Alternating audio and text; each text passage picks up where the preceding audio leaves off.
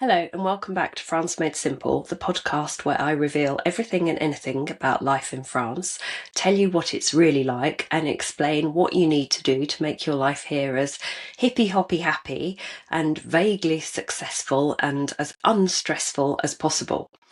And today I'm going to have a bit of a rant. So, the title of this podcast is called Charlatans, because that's what we're basically going to be talking about. Now, one of the things that has been very important to me in my kind of journey of setting up the website, which is survivefrance.com, and all the Facebook groups and the podcast, and then working closely with Fab French Insurance, is that we go out of our way to give people free and unbiased and factual advice. And we do this because it helps our businesses in other ways, and it's a kind of feel good thing. It does actually make you feel quite good if you go out of your way to do good shit for people and help people. And if you go and help somebody, we all know about karma and how it works in life. It doesn't always come back to you from the same person. But I do generally believe that what you give out in this world, you get back in some shape or form. And that's certainly been my experience, and it was a kind of principle that my mother instilled into me from a very early age, that whole kind of do as you would be done by, and help people when you can. And things have a way of working out and coming full circle. So that's just to give you a bit of background. That's very much my kind of personal and professional ethos. And yes, the website and the podcast are a business, and yes, I do earn my living doing this, but I don't earn that much. And equally, I don't do anything that wouldn't allow me to sleep easy at night. I won't promote stuff that I don't believe in. I won't advise people to do stuff that I don't think is a good idea, even if it could be financially in my interests to do so. So I wouldn't say I'm the most highly principled person on the planet, but I have my failings like everybody else. But I do try and do the right thing and, adhere to my own values and principles. So, with that all being said, let me get into my rant of the week. Now, when we first moved over to France, we very quickly noticed a kind of phenomenon, which was that people moving over here who are very often escaping or running away from something, not everybody by any means, but a lot of people are. And one of the things they would do would be to kind of reinvent themselves, both personally and professionally. And we used to have a running joke in our household that people would change jobs mid-channel. They would literally get on the boat in Dover and get off in Calais, having changed profession somehow or other. And you had this sort of situation where, I don't know, Nigel from accounts, and apologies if anybody called Nigel who works in accounts is listening to this, but you had Nigel from accounts who would sell up in Bracknell, move to France, buy some wreck, start doing some quite dodgy DIY, then run out of money. So he would then set himself up as a general handyman, very often on the black, get a few dodgy renovation projects under his belt because he was in demand, because he could speak English, and a lot of the other people who'd moved over to renovate needed English speaking builders or handymen. And then he'd suddenly become a master builder. Wow. And equally, his other half, let's call her Julie. Apologies to any Julies listening. Julie, who'd been a hairdresser, thought she could come over here and be a hairdresser, and then discovered that French regulations meant that her qualifications weren't accepted and she couldn't set up her own salon. So she started working on the black, cutting English speakers' hair. But there weren't that many of them, and it wasn't a sustainable, viable business. And like everybody else, they started to run out of money, having bought one ride-on tractor too many. So she then expands into cleaning and gîte changeovers and pool maintenance and gardening and management services. If you have an Airbnb or a gîte, or yak milking or guinea pig walking, I don't know, but So you've got the picture. This couple are kind of doing anything to make ends meet.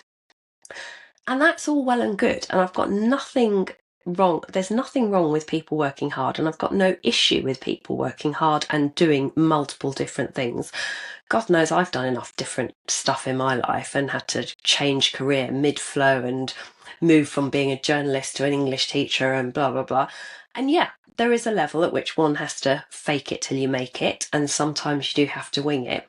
But very, very often, these types of people were just not very good at any of the things they claim to be good at doing. So you'd employ them to do your garden and they'd dig up the herbaceous border and leave the weeds, kind of thing. We actually had that once where my husband found this guy, I don't know why he gave him a chance or employed him, who said he would come and do some strimming. And we just had a load of brambles to trim. And the next thing I could hear my husband bellowing at this guy who had his ear defenders on and couldn't hear, to leave the bloody jasmine alone. Didn't have a clue about plants, so he just merrily trimmed everything in sight. You live and learn, and I think that was about the last time we ever employed an English-speaking person. But it is tempting, especially in the early days when you're here and language is a problem, to stick with those kind of people, and you meet them socially and they say they can help and they seem really nice and friendly and you think that's an easy option. But, you know, buyer be warned or buyer beware. So that was the kind of background when we came here. We would meet people socially and they would, obviously they didn't have a business card because they probably weren't registered, but they would tell us that they could do the plasterboarding. Repoint your chimney stack? No problem. Install some gutters? Absolutely. And it was just, eventually, I kind of realised that everybody we saw or met was basically trying to sell us something, whether it was their goods, because they were running the local English shop that imported Tetley tea bags and Bisto gravy granules, or they were trying to sell us their services. And it really struck me when I went to Australia to visit my brother. And I came back and I said to my husband, my God, you know, I've spent 10 days speaking English in an English-speaking world, and not once has anybody tried to sell me anything. It's been so restful. And it really, really struck me just how bad that little expat clique had kind of become in terms of people trying to foist their services on other people. Then the internet kind of took off. Obviously, when we first came to France, the internet did exist. We did have the internet. I nearly started by saying we didn't have the internet. That makes me sound like Jen from the IT crowd. You know, the internet's in a box. Well, we had the internet, but it wasn't widespread and lots of people didn't use it back in the 2002. Fast forward a few years, and obviously we have more internet. People are using the internet. So not only are shops and businesses online, but you've got internet forums, and there were loads for expats back in the day. And everybody who'd been previously socialising and chatting to their neighbours and trying to drum up business that way was suddenly online. And it got to the stage where literally you could post on any subject whatsoever on any of these expat forums, and the response would be, oh yeah, I can renovate your gîte and make it wheelchair friendly for you. It'd be really cheap. I can start next Tuesday. It was just ridiculous. And I remember talking to some people at one point, and they were actually commenting on some new people who'd arrived on their forum, and they referred to them as being a dripping roast, as in these people were going to provide them with lots of scrapings off the plate that they could hoover up. You know, they saw them as a cash cow. And I thought, that was absolutely disgusting and totally distasteful, but that was the reality. And at the same time, obviously, as the internet got even bigger and there was more internet, all of those people who'd previously been touting themselves as general handymen, our friend Nigel turned himself into a webmaster, website developer, or graphic designer. So they were all then touting those kind of services. Either which way, it was just a kind of free-for-all with a load of slightly dispossessed expats all trying to earn a living but not doing anything that had either a concrete business plan or was well thought out, or that they were even any good at. Anyway, fast forward to now. Most forums have died out. Not Survive France, little plug there, but that's because we don't let people plug their own services unless it's relevant to the thread and they're actually good at what they do. So yeah, we have a currency exchange house that we recommend because they're really good, etc., etc. But it's and it's self-policed by the members who've all been here long enough to know, what works, what's worth recommending, and what you should stay away from. So most forums have now died out, but we've got social networks, and we've now got a new breed of charlatans on the block. And these are people, as sort of several groups that have popped onto my radar over the last few weeks / months, and I'm seeing more and more content from them. And they are people who've moved here and yet again need to earn some money. So they start selling courses based on their 6 months experience of life as an expat. Now, I know how long it takes to build a brand and gain followers, not just on social networks, but also on websites, etc. I've been doing this since 2009. So I know when I see people who've had an account recommending whatever it is they're recommending for the last 6 months, and they're suddenly up to 40,000 followers, and last week there was only 30,000, I know they're buying them. And it's just a complete bloody con, because people who are wanting to move to France and actually, or move to any other country, but especially I'm talking about France because we're France kind of based and focused, and that's what I know about. I'm not going to start giving you advice about moving to Denmark because I don't know anything about it, except it looks very nice. And they have beautifully designed interiors. But we'll leave Denmark out of it. So, you've got people who are thinking about making the move to France, and obviously post-Brexit it's got a lot more complicated in terms of paperwork, visas, even transportation of your household goods and whatever. So people do need their hands holding a bit more, and that's absolutely fine, because we've all been that wet behind the ears new expat that was completely clueless. I know I was, and I've learnt so much along the way, and I'm really happy to share that experience with others and not charge them for it. So it makes me really, really cross, because now we've got even more internet, and you can Google anything. If you want to learn how to milk a yak or repoint your chimney stack or anything else, you can find tutorials on the internet, on YouTube. You can talk to other people who've done the same thing. You can get loads of advice and help.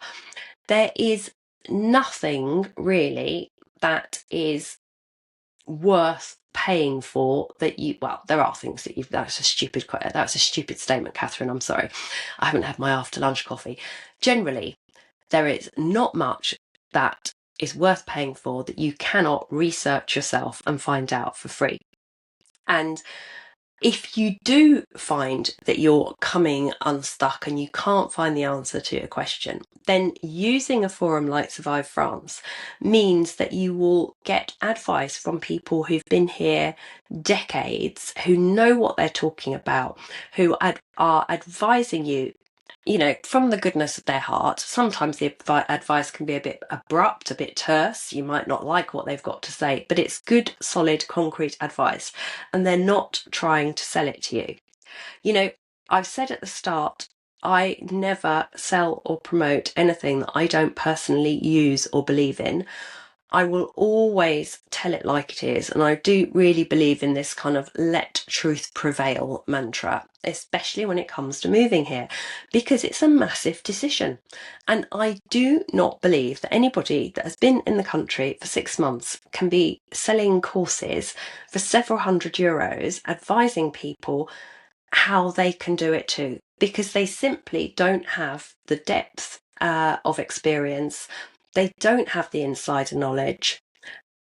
And you're not telling me that kind of commercial aspect that they've got going on there is not going to be influencing what they've got to say on the subject.